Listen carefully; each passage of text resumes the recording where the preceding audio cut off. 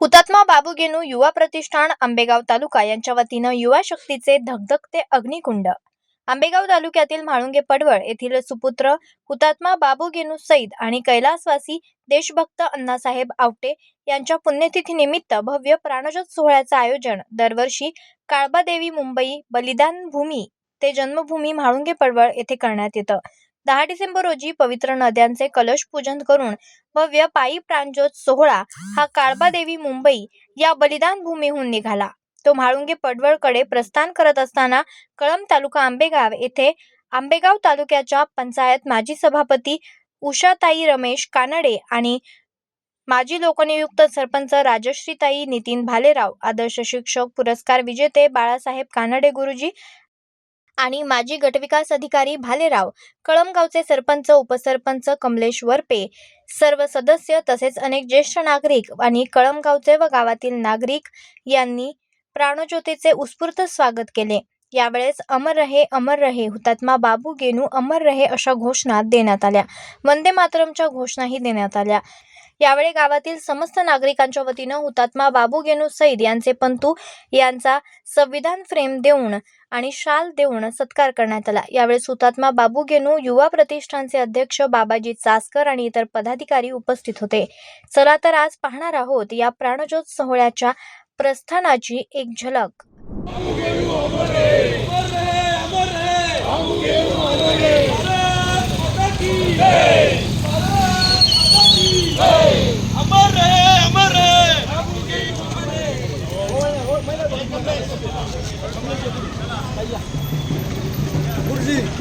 आज रस्त्यावर स्वागत करण्याचं प्रमाण सगळ्यात जास्त होतं.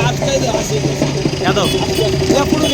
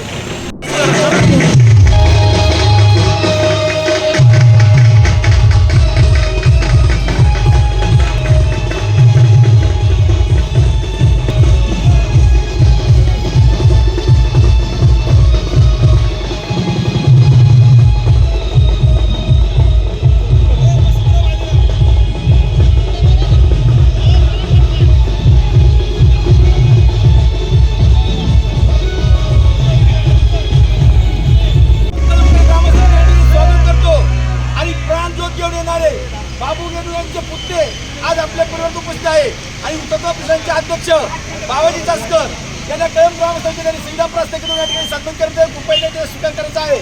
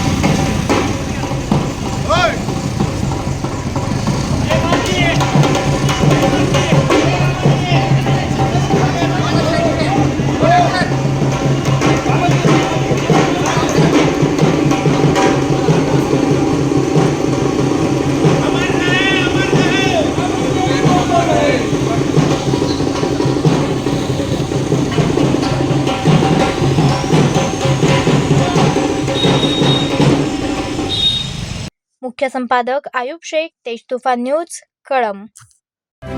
आपण पाहत आहात तेज तुफान न्यूज, न्यायिक व निर्भीड बातम्यांचे सर्वांचे